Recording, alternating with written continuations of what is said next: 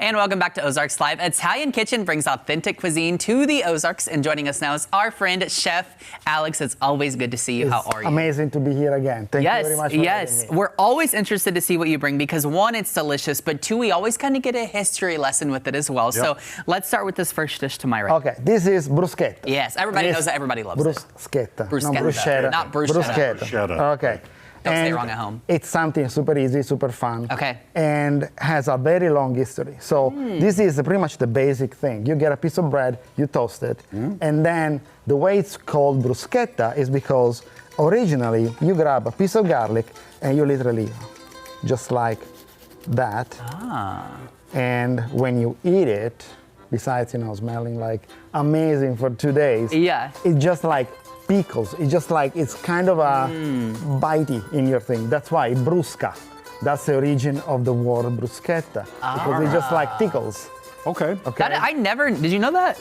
No, I didn't. That is so interesting. It's where we get brush from and everything like that. Probably. Because you're brushing the garlic. That's really interesting. Okay. So if you want to try this, the original one, be my guest.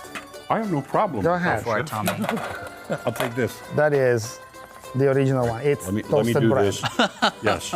Let me do this because I know it'll take forever if I try to eat that whole thing. You could. I'm just kidding. Don't do that. Got a nice crunch. Yeah. And you taste. Well, see, to me, garlic makes anything better. Absolutely. Agree with that 100%. Yeah.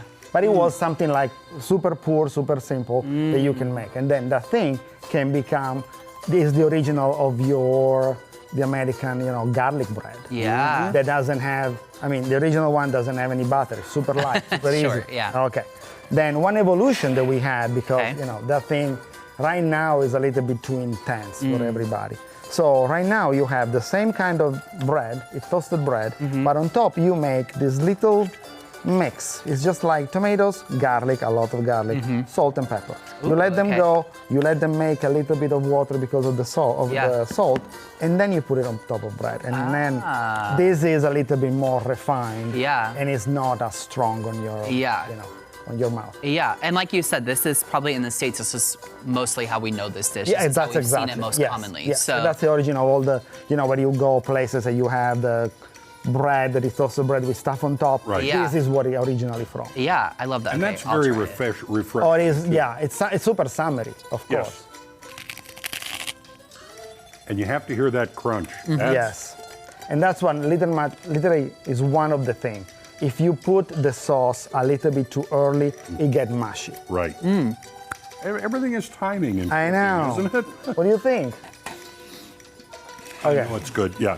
I have been smelling this for a little while. You've got to tell people. If this is originally from the Roman cuisine, that is definitely most the Roman cuisine 100%. So this is called Coda alla Vaccinara. It's oxtail cooked the way the Roman butcher used to cook it.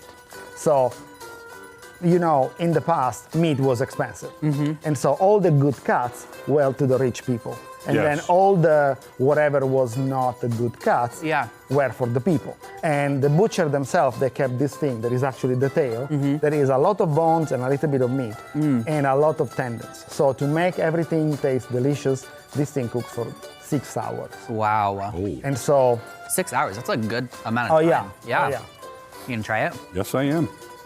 I have not had oxtail. I don't think I have either. And it's one of those cuts that became popular lately. There is ossobuco, there is oxtail.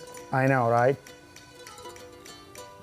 I just want to say, what's in that shit? Okay, it sounds crazy. So you start with a normal thing. So you make a mirepoix, you make celery, garlic, onion, and carrots. You like them stew. You just then fry the meat in that. And then you cover it with tomatoes and you let it cook for hours. Interesting. What happens is 10 minutes before, when the meat starts falling apart, you add celery that is raw, pine nuts, and a lot of dark chocolate.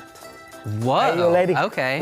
You shade the dark chocolate on top and you let it go for 10 minutes. Yeah. All I could really get out of this is the fact that I can cut it with a fork. It is that tender. Yes. That is incredible. It's supposed to fall apart, yes. That is.